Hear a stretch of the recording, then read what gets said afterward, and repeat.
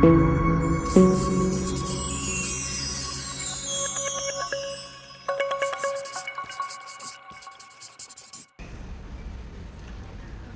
se llega a conocer más aquello que se ama, en profundidad, y sobre todo nada se asienta de verdad si no pongo una emoción en positivo sobre ella.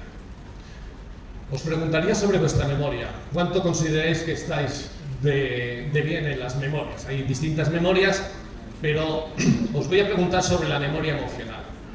La memoria emocional es la que verdaderamente cada día tiene más peso y le dedican más y más estudio. La memoria emocional es la que asienta los aprendizajes de una forma mucho más efectiva y a largo plazo. ¿Cuántos os acordáis cosas que os hayan pasado en la infancia? Todos, ¿verdad? Pues espero, vamos. Si tenéis el cerebro bien, todos. ¿Qué ocurre? Que lo asentáis porque todo proceso memorístico que está asentado sobre las emociones se asienta con mucha más fuerza y se asienta a mucho más largo plazo. Por eso queremos traer las emociones a las escuelas, a la escuela. Porque si somos capaces de asentar la información de la matemática, del inglés, de la historia, de la geografía, de la informática, si somos capaces de meter la emoción, tenemos el truco para que el aprendizaje sea mucho más eficaz para ellos y por ende mucho más eficiente para nosotros y mucho más grato para nosotros. Por eso son importantes las palabras y cómo se utilizan, porque las palabras es el medio de comunicación a través, el más directo. ¿Por qué no enseñamos a los docentes? Le lanzo el reto a la maestra Mirna, luego me odiará, pero creo que le he caído bien. ¿Por qué no enseñamos a los docentes oratoria? ¿Por qué no les damos a los docentes el recurso más básico que tienen todos los días de enseñarles a hablar y comunicarse con el resto? Porque, ¿os acordáis de esos maestros y profesores que tenían, que hablaban continuamente en el mismo tono, que no sé qué, que no sé cuánto? ¿Cuánto tardabais en desconectar de sus clases? ¿2 minutos, 3? Y sin embargo ese maestro que es capaz, por conocimientos de oratoria, es capaz de cambiar el tono, de hacer una broma, de comunicar con gestos verbales, con comunicar con gestos de la mano, ¿cuánto tiempo es capaz de manteneros la atención activa? Bastante más tiempo, ¿verdad? Nos proponemos muchas veces facilitaros los trabajos y se nos olvida de algo que es absolutamente vital, como que aprendamos oratoria, que aprendamos a explicar las clases. Nos dan cursos para que expliquemos bien las matemáticas, divino, la historia y demás, pero el curso básico es cómo me vas a preparar para que yo me comunique con vosotros de forma eficaz, para que yo pueda llegar al alumno y tenga recursos lingüísticos, porque mi mensaje fundamentalmente va desde lo lingüístico, para que enganche tu atención y enganche tu curiosidad y desarrolle un buen vínculo emocional, porque está atendiéndome, porque se está concentrando, porque mi forma de hablar le mantiene activa la atención. Esos pequeños trucos, que no son trucos, son procesos de aprendizaje, nos vendrían muy bien a todos.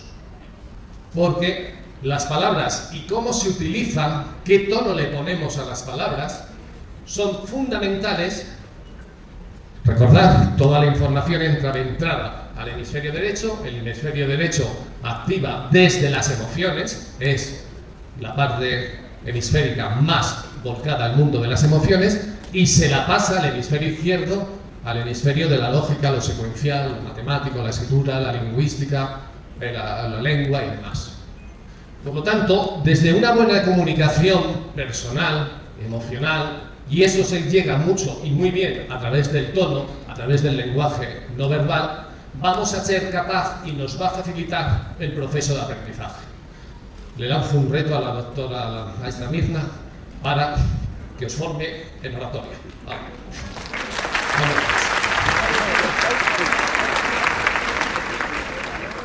El que enseña utiliza la palabra lo mejor que puede, y a partir de la palabra, de cómo se utiliza y cómo se entona, se puede crear ese atractivo capaz de atraer la atención. Bueno, ya os lo he explicado.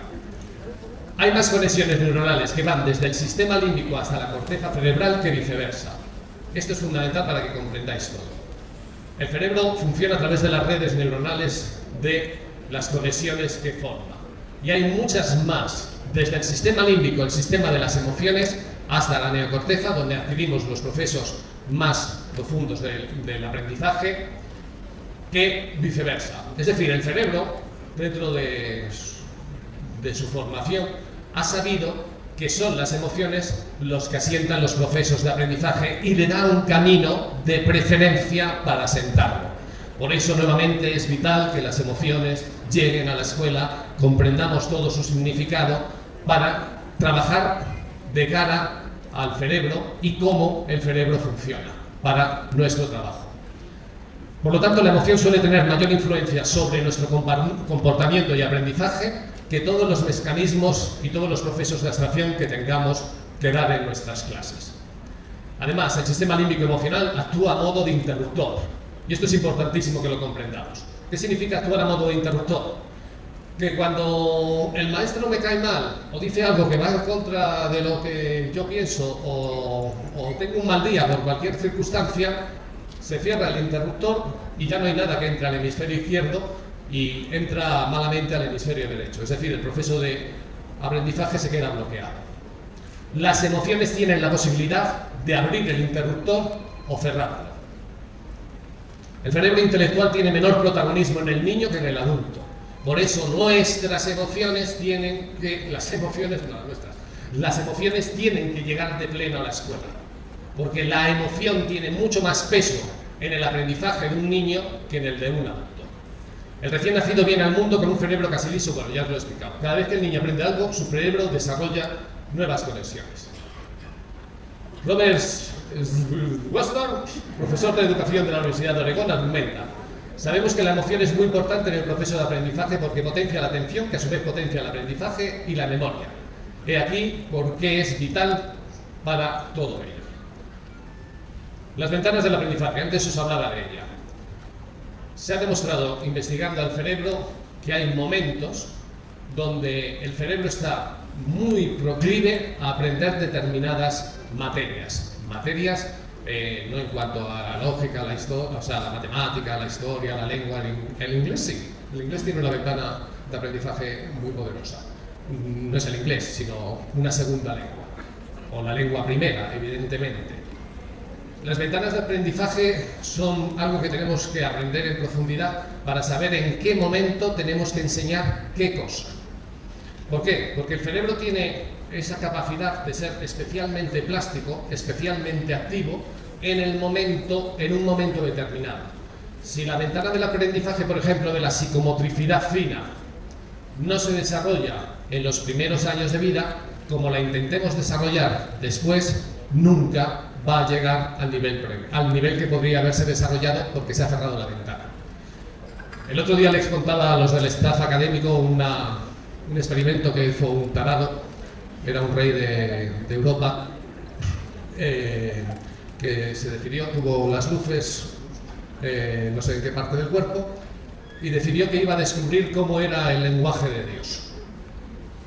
Así, era alemán, por eso la soberbia le viene de ahí. Y voy a descubrir cómo era el lenguaje de Dios. ¿Qué se le ocurrió al Luferas Felipe, si no recuerdo mal, no sé qué de Sajonia? Federico II de Sajonia, si no recuerdo mal. ¿Qué se le ocurrió al Luferas Agarró a un montón de niños, no sus hijos, porque sus hijos no iban a hacer el experimento, agarró a un montón de niños y los encerró en el castillo, en un sitio, no en las mazmorras, pero les encerró sin trato físico directo, salvo darles de comer, limpiarles y demás, pero los que se encargaban de los niños jamás, en ningún momento, podían hablarles y en lo más posible no podían tocarles. ¿Por qué? Quería descubrir cómo era el lenguaje de Dios de forma espontánea. ¿Sabéis qué ocurrió con todos esos niños?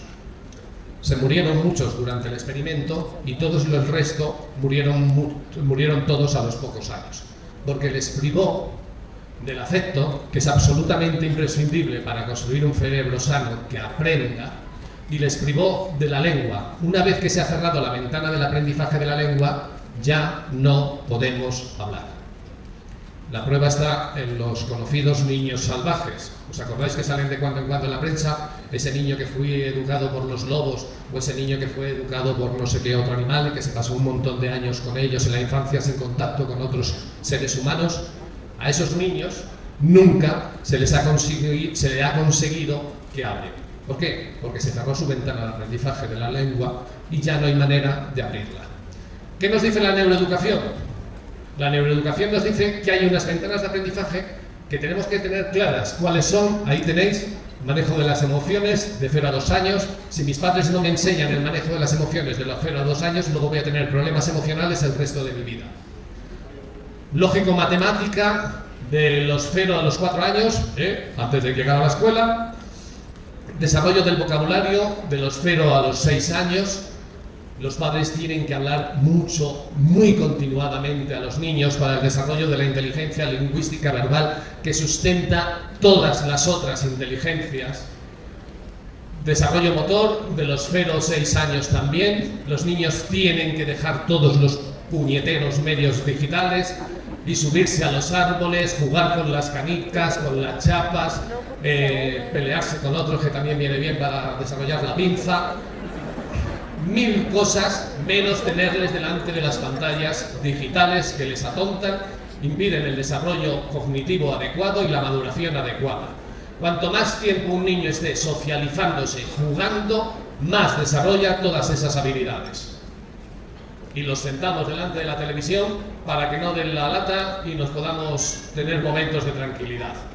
No.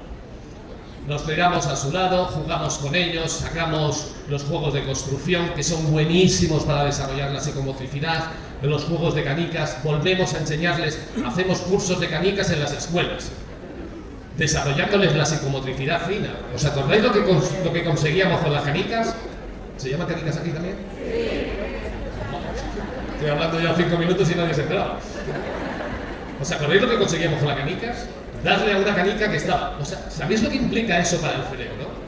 El desarrollo de la psicomotricidad, pero el desarrollo de lo visual y de la percepción visual. Es maravilloso. Yo era un manta, yo era más malo que todo. Siempre me llevaban las canicas. Menos mal que era fuerte y a veces no se las llevaba del todo. Pero, ¿qué ocurría? Yo desarrollo dónde tengo que poner y darle a la canica. Es una habilidad brutal para la vida. Porque me está desarrollando el sistema visual y me está desarrollando la inteligencia visual y espacial. Y delante de la televisión, ¿qué desarrollo? ¿El dedo índice o el dedo pulgar para darle al mando? ¡Oh, qué gran cosa! Más calle, más juegos, más socialización.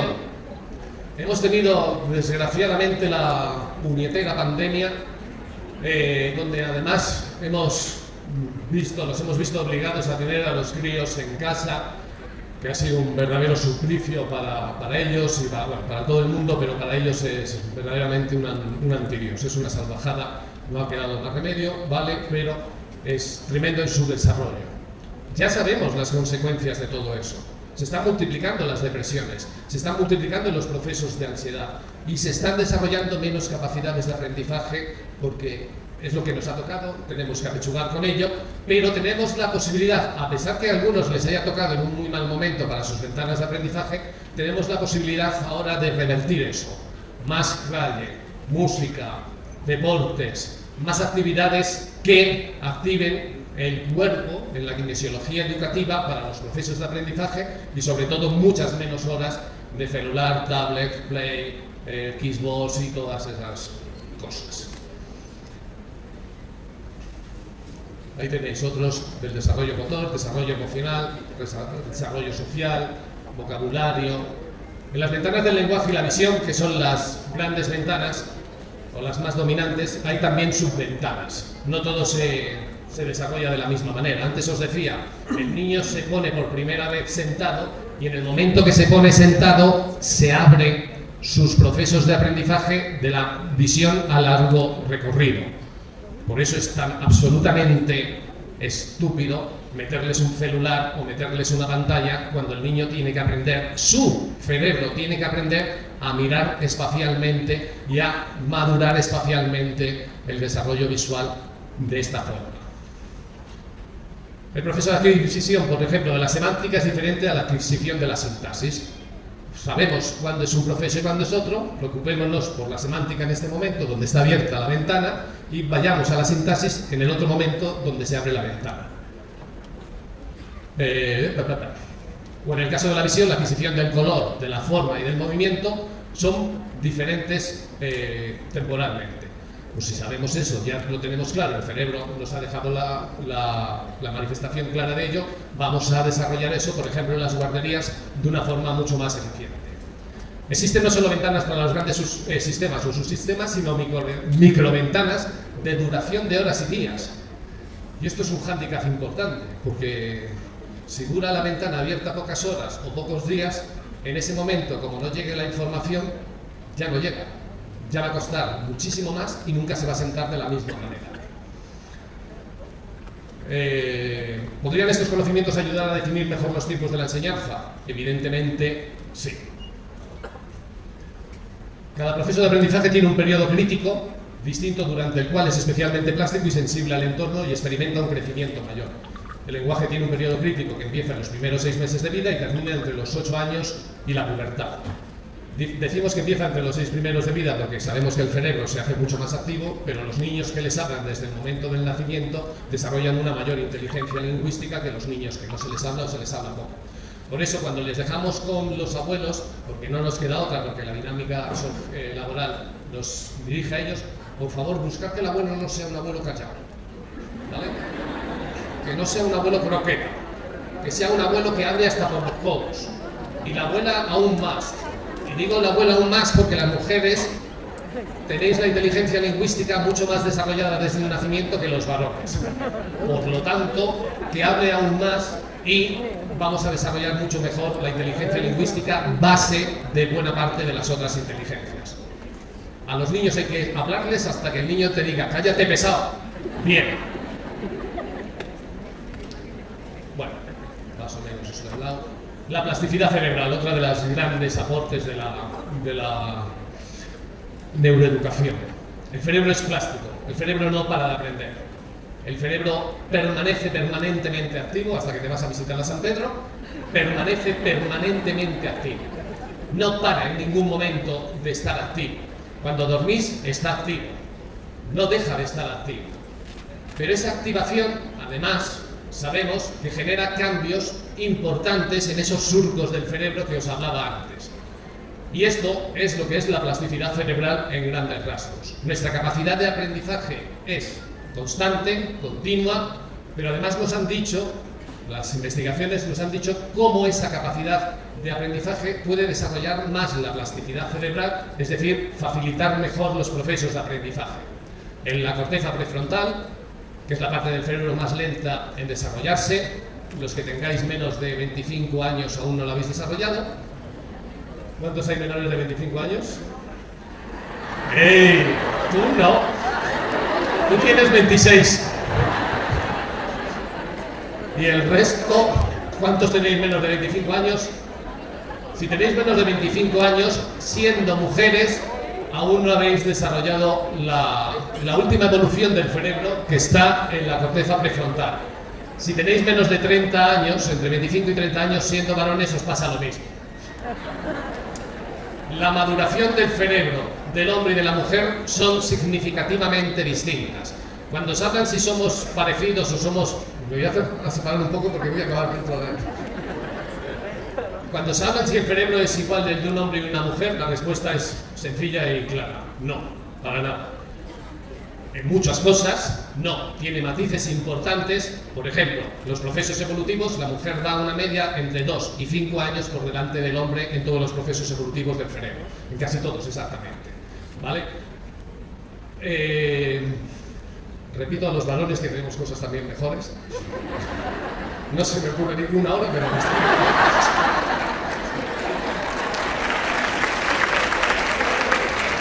Porque solo veo aplaudir a las mujeres, ¿no? Todo esto de saber las ventanas del aprendizaje y la plasticidad es absolutamente positivo para el aprendizaje. Sabéis que las estadísticas además siempre nos dicen que cuando se investiga el cerebro se tiene razón.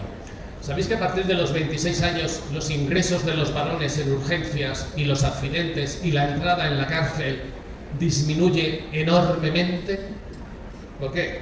Porque ha madurado la última parte del cerebro, que es la parte del cerebro ejecutivo, la parte del cerebro racional, la parte del cerebro más madura y más inteligente en lo cognitivo, y una vez que ha madurado eso, nos hacemos más reflexivos. Y al ser más reflexivo, disminuimos la impulsividad y pensamos las consecuencias de nuestros actos. Para los profesores de secundaria, mi enhorabuena y mi pésame a la par. Tenéis a chavales que son grandes, con un cerebro constantemente en evolución. ¿Os acordáis de qué tipo ese que salía, el icono ese que salía en las web antes de la página web está en construcción? Pues eso es lo que les pasa a vuestros adolescentes. Están los niños, están en construcción, pero los adolescentes, con toda la revolución hormonal que es absolutamente brutal. Os voy a dar un dato para que comprendáis mejor y tengáis mucha más paciencia con ellos. La testosterona, esa hormona masculina que nos hace más agresivos, nos hace más litigadores y tiene componentes más volcados a la violencia. Por eso los hombres somos más proclives a la violencia. Para que os hagáis una idea clara de lo que ocurre en el cerebro de vuestros chavales. El nivel de testosterona lo tenemos desde el nacimiento, pero cuando llega a la adolescencia, para que lo comprendáis bien, cuando llega a la adolescencia es como si se hubieran tomado, haciendo el parangón y la metáfora, 1 o 2 cervezas al día de ese nivel de testosterona. Cuando llega a la adolescencia pasa de 1 a 2 cervezas el subidón de testosterona a 5 o 6 litros por día. Por eso están más salidos que las esquinas y además por eso se ponen mucho más retadores. Quien os reta son sus niveles de hormonas, de testosterona, que genera cambios evolutivos importantes. ¿Por qué se dice sociológicamente que una generación siempre va en contra de la otra? Porque los cambios hormonales generan que yo me vuelva en contra de lo que me quieren establecer. Y esa generación quiere establecer eso porque ha peleado para eso, pero la nueva generación de testosterona quiere otros cambios. Las mujeres también subís importantemente el nivel de testosterona, pero nunca el nivel del hombre, porque la testosterona es masculina. ¿Me he congratulado con esto con los varones?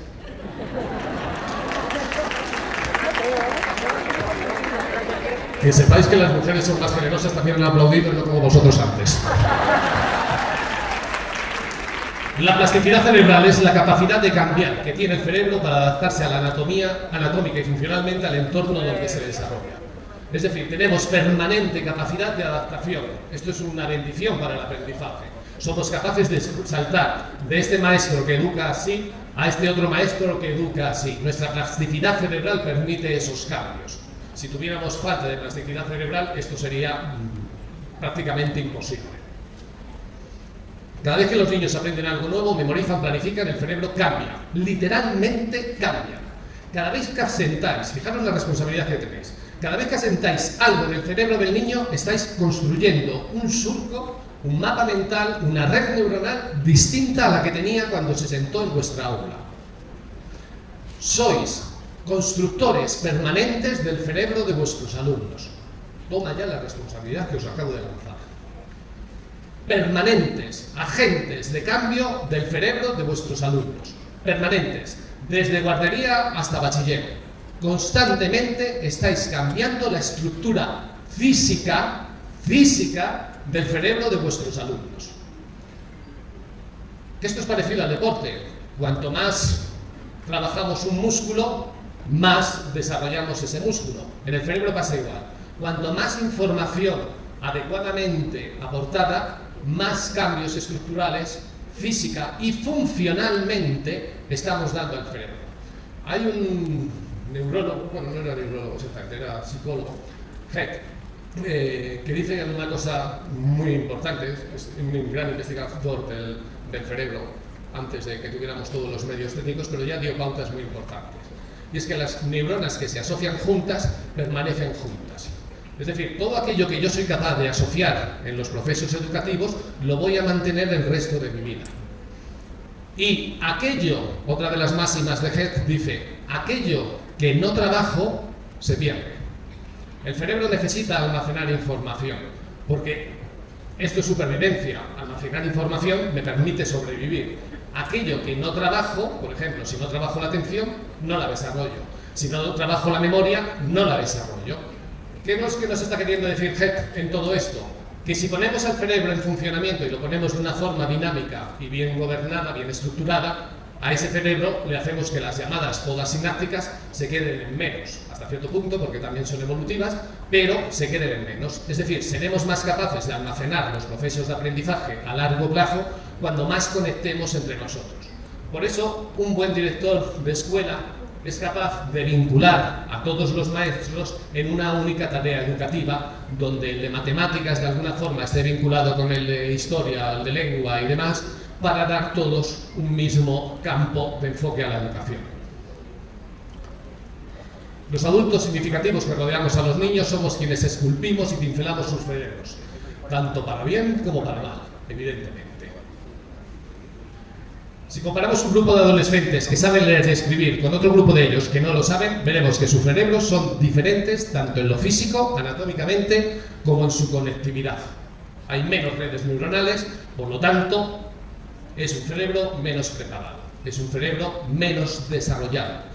Por eso tenemos que enseñar, educar adecuadamente para crear cuantas mejores y más poderosas, más potentes y más vinculadas redes neuronales en el aprendizaje. Este señor con ese apellido imposible de repetir, psicólogo de la Universidad de Chicago, ha observado la frecuencia con que unos padres normales hablan a su hijo, lo de padres normales, vete a saber lo que significa. Durante su segundo año de vida afecta significativamente el tamaño de su vocabulario durante el resto de su existencia. Por eso tenéis que llevarnos a los abuelos que hablen mucho. En los 2 primeros años de vida va a cambiar la inteligencia lingüística para el resto de nuestra existencia. Si nos hablan, la desarrollamos. Si nos hablan poco, no la desarrollamos. Y ya no la podremos recuperar. Tenemos que salir del aula. La neuroeducación nos dice que hay que salir del aula. Ventilarlas mucho y salir del aula. El cerebro es uno de los órganos más pequeños del cuerpo. Y sin embargo consume el 20% del oxígeno. Y no me acuerdo qué tanto por ciento de sangre, que es brutal, mucho más. ¿Qué ocurre con todo esto? Si tenemos aulas donde nos encerramos, donde no sacamos a los críos a que les dé el aire, a que se oxigenen, el cerebro necesita oxígeno, si les ponemos los cubrebocas constantemente, estamos dificultando los procesos de aprendizaje. Yo sé, el que se encargue de los tapabocas y demás, que me perdone, pero desde la neuroeducación esto es importante. Hay que oxigenar el cerebro para que el cerebro funcione adecuadamente. Y por eso la neuroeducación nos pide salir del aula. El aprendizaje más efectivo es el aprendizaje que lleva toda la historia de la humanidad haciéndose hasta la revolución industrial, donde cambió todo para hacernos supuestamente más productivos para el sistema capitalista que nos gobierna. El aprendizaje de cientos de miles de generaciones hasta la revolución industrial fue un aprendizaje real en cuanto a un aprendizaje natural. Estábamos mucho más dirigidos al aprendizaje diario de otra forma más dinámica y más en contacto con la naturaleza. La revolución industrial nos encerró en las escuelas, nos dijo que había que ser rápidamente productivos y nos puso un sistema educativo que evidentemente tiene sus ventajas. Una de sus grandes ventajas es la educación universal, faltaría más, pero en la medida de lo posible, la neuroeducación, las emociones que llegan a la escuela nos piden: ¿qué tal si abandonamos un poquito el aula y de cuando en cuando por lo menos salimos a dar la clase al patio del colegio o nos vamos al campo? Y la clase esa de biología donde enseñamos las plantas, la hacemos directamente sentados sobre plantas. Y la clase donde explicamos el agua le llevamos a un pantano, a alguna, no sé cómo le llaman, pero le llaman cochas, sitio, lagunas de agua. ¿Por qué no intentamos de la forma más posible sacar la clase magistral a la clase presencial, a la clase donde se asienta mucho mejor lo aprendido? ¿Os han sacado alguna vez del aula para aprender? ¿Os acordáis de esa clase? ¿No? ¿No? Todo comienzo del aprendizaje temprano del niño debería hacerse directamente en contacto con la naturaleza, no entre cuatro paredes. Las guarderías, fuera, no las guarderías fuera, por Dios, sino las aulas, cuanto más en contacto con la naturaleza, mejor. ¿Por qué? Porque el niño, con ese hemisferio derecho, que es el que se encarga dominantemente de aprender, ese hemisferio de las emociones, ese hemisferio que conecta mucho más con lo natural que el hemisferio de izquierdo, al oír, al tocar, al palpar, al sentir, asienta mucho mejor que si me siento y les digo, esto es el tallo, esto es la corteza, esto es el alveolo, esto es no sé qué.